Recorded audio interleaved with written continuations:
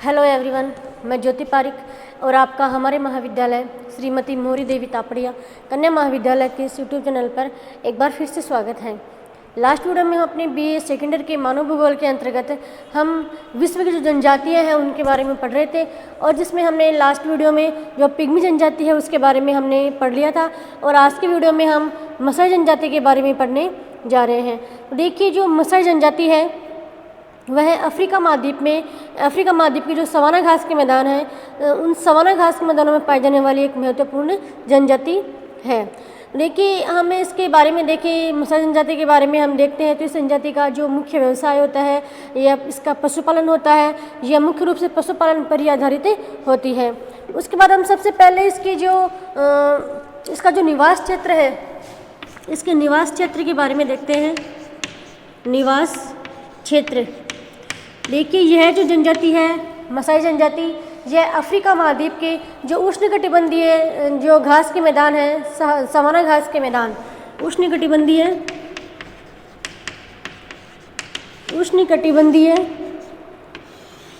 Savanna घास के मैदानों में यह मुख्य रूप से पाई जाती है। सवाना घास के मैदानों में। इसके अलावा हम क्षेत्रों की बात करें अफ्रीका के जो पूर्वी अफ्रीका में, जैसे तंजानिया, अफ्रीका के तंजानिया, कीनिया और युगांडा के जो पठारी क्षेत्रों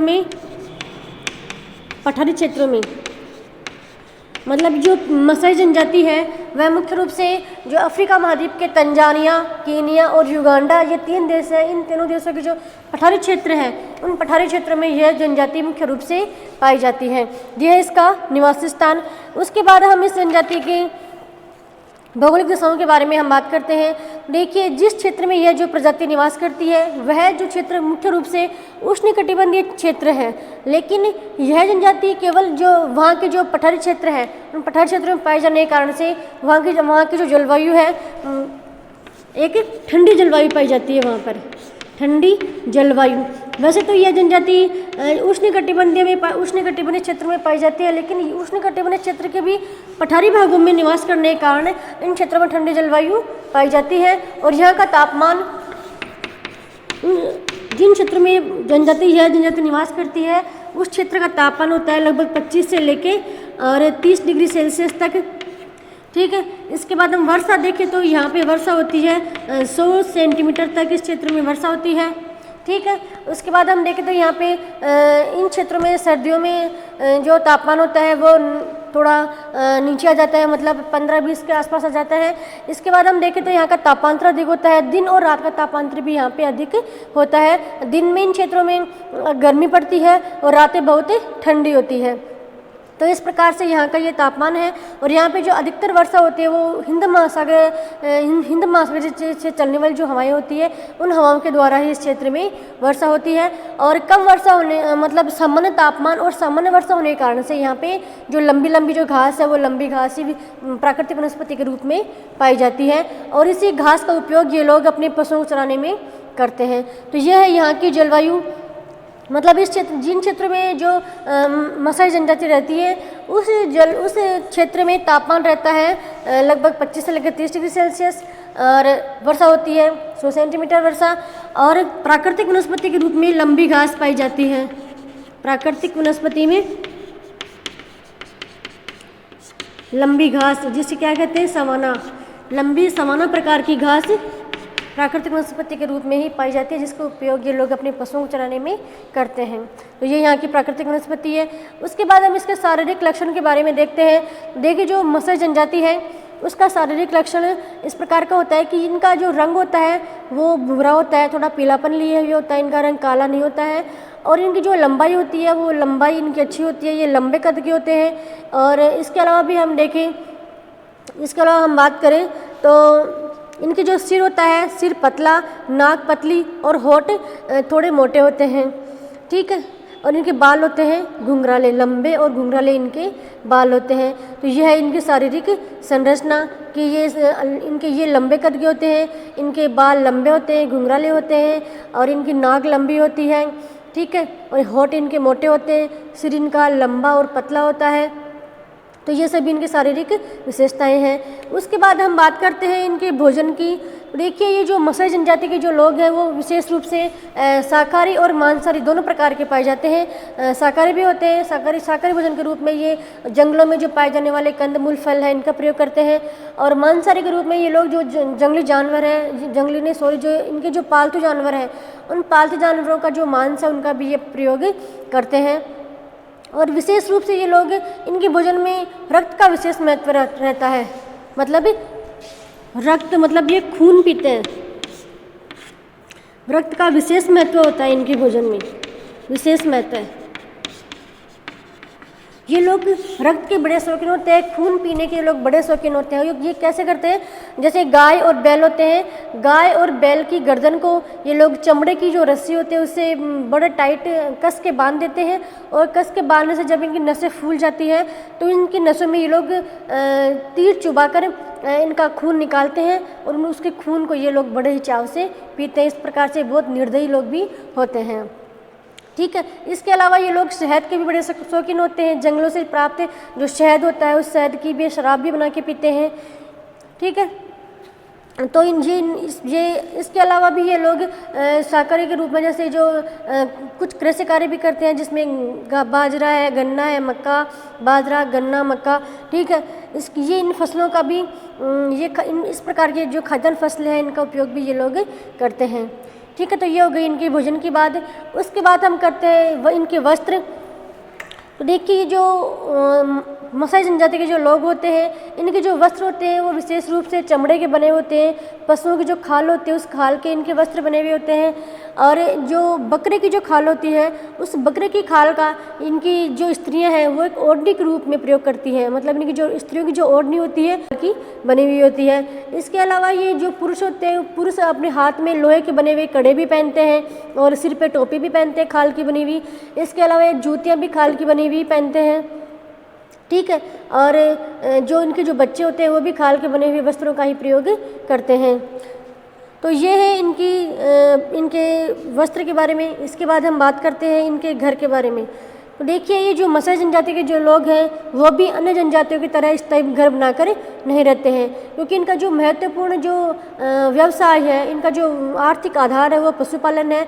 और पशुपालन को चलाने के लिए जिन क्षेत्रों में घास उपलब्ध रहती है उन्हीं क्षेत्रों में ये लोग अपने घर बनाकर रहते हैं, और जिन क्षेत्रों में घास सूख जाती है, घास के सूखने के बाद ये लोग वहाँ से चले जाते हैं, और जहाँ पे घास हरी होती है वहाँ पे ये लोग जाकर बस जाते हैं और अपने पशुओं का पशुचारण करवाते हैं। और इनके ये जो घर होते हैं वो 15-20 झोपड़ियों के बने होते हैं। 15-20 झोपड़ी 15-20 मसाई जो जनजाति है उसके 15-20 परिवारों की झोपड़ी होती है, और उस 15-20 झोपड़ियों के बनने को मतलब एक समूह होता है, उस समूह को क्राल कहा जाता है।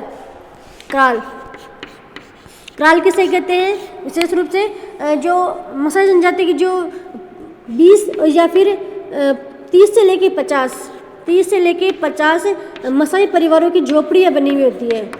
झोपड़ियाँ अलग अलग जो मसाई परिवार होते हैं उनकी अलग अलग झोपड़ियाँ बनी हुई होती है, और 30 या 50 झोपड़ियों के समूह को क्राल कहा जाता है, ठीक है। ये क्वेश्चन आप पे अति लघुतरात्मक क्वेश्चन या फिर लघुतरात्मक क्वेश्चन में आ सकता है कि क्राल किसे कहते हैं। तो विशेष रूप से ध्यान रखना इस चीज़ का, क्राल किसे कहते हैं। क्राल मसाई जनजाति के द्वारा बनाई गई जो 15-20 झोपड़ियों का जो समूह होता है उसे हम क्राल कहते हैं, ठीक है। और यह जो जनजाति है, इस जनजाति में घर बनाने का जो मुख्य कार्य होता है वो स्त्रियों के द्वारा किया जाता है, और पुरुषों के द्वारा केवल पशुचारण किया जाता है। और स्त्रियां हैं जो घर में पूरे दिन ये जो मकान बनाने में लगी रहती है। जैसे इनके जो मकान होते हैं विशेष रूप से जो जंगलों से प्राप्त लकड़ियाँ होती है, और लकड़ी के द्वारा इनकी दीवार बनी हुई होती है, और इनकी छत होती है वो पत्तियों से बनी हुई होती है, पत्तों से बनी हुई होती है, घास से बनी हुई होती है। और इसके घर के अंदर ये गोबर का लेप भी करते हैं। और इसके अलावा ये जो जनजाति है वो अपने क्राल के चारों तरफ एक गड्ढा खोद के रखते हैं, इसलिए कि बाहरी आक्रमण से इनकी सुरक्षा हो सके, बाहरी पशुओं से ये लोग अपनी सुरक्षा कर सके, इसलिए ये लोग अपने क्राल के चारों तरफ एक गड्ढा खोद के रखते हैं, ठीक है। और क्राल के बीच में कुछ खुली जगह भी होती है, उस खुली जगह में ये लोग रात को अपने पशुओं को खुली जगह पे छोड़ देते हैं। तो यह इनका घर का स्ट्रक्चर ऐसा इस प्रकार का होता है। ठीक है। उसके बाद हम देखते हैं इनका व्यवसाय।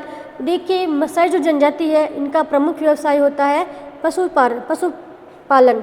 मतलब ये जो लोग होते हैं वो विशेष रूप से पशुपालन पर ही आधारित होते हैं। इनकी जो पूरी अर्थव्यवस्था होती है पशुपालन पर ही आधारित होती है। ये पालतू पशु जैसे गाय, भैंस, बकरी, भेड़, इन सभी को ये लोग पालते हैं और इन्हीं के पशुओं के द्वारा प्राप्त जो उत्पाद होते हैं उन सभी का ये लोग अपने जीवन में उपयोग करते हैं। जैसे पशुओं के द्वारा प्राप्त दूध, घी, मक्खन, इन सभी का उपयोग करते हैं अपने भोजन में।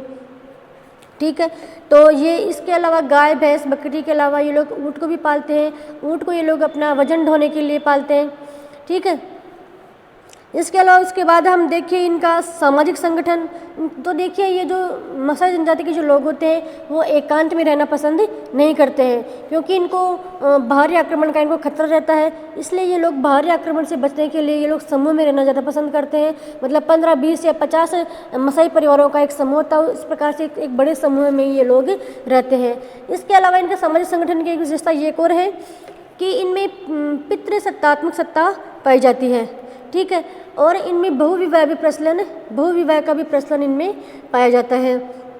एक पति है या फिर एक पुरुष है वो अनेक स्त्रियां रख सकता है, लेकिन इसमें यह होता है कि जो प्रथम पत्नी है उस प्रथम पत्नी को सबसे अधिक पशु मिलते हैं और जो बाद की जो पत्नी होती है उनको उनकी तुलना में बहुत कम पशु दिए जाते हैं। मतलब इनकी जो धन संपत्ति है, एक पशु ही इनकी धन संपत्ति मानी जाती है। मतलब ये हम कह सकते हैं कि जो प्रथम पत्नी है उसको अधिक धन मिलता है और बाद की जो पत्नी है उनको उनसे कम धन मिलता है। फिर इसके अलावा भी हम देखें तो ये जो मसाई जनजाति के जो लोग हैं वो एक जादू टोना में भी विश्वास करते हैं। ठीक है। और विभिन्न प्रकार की जो बीमारियां होती हैं, इन बीमारियों को ये लोग जादू टोना के माध्यम से ही ठीक करते हैं। इनका सामाजिकरण भी बिल्कुल ही नहीं हो पाता है, क्योंकि ये अपने में ही सम्मिलित रहते हैं। बाहरी जीवन से ये लोग जुड़ना नहीं चाहते हैं। ठीक है। उसके बाद हम देखें तो इनमें शिक्षा की कमी पाई जाती है। बाहरी जीवन से संपर्क नहीं होने के कारण ये लोग जादू टोना में ही अधिक विश्वास करते हैं। इनका एक धार्मिक नेता भी होता है और जो सभी धार्मिक कार्य उसके द्वारा करवाए जाते हैं और सभी धार्मिक अवसरों के ऊपर ही उसे नेता का जो नेतृत्व उससे धार्मिक कार्य किए जाते हैं। ठीक है। तो यह है इनका जो सामाजिक संगठन इस प्रकार का होता है। इनका सामाजिक संगठन में हम कह सकते हैं कि ये लोग समूह में रहते हैं, इस सामाजिक संगठन में अधिक विश्वास रखते हैं और बाहरी वातावरण से ये बाहरी जनजीवन है, बाहरी जो संगठन है, सामाजिक संगठन है बाहरी, उससे ये लोग संपर्क स्थापित नहीं करना चाहते। इनमें शिक्षा का भी अभाव होता है। तो ये इनका सामाजिक संगठन है। इस प्रकार से आज के वीडियो में हमने जो मसाई जनजाति है तो मसाई जनजाति के जो सभी इम्पोर्टेंट फैक्ट हैं उनके बारे में हमने पढ़ लिया है और नेक्स्ट वीडियो में हम नेक्स्ट प्रजाति के बारे में पढ़ेंगे। तब तक के लिए धन्यवाद।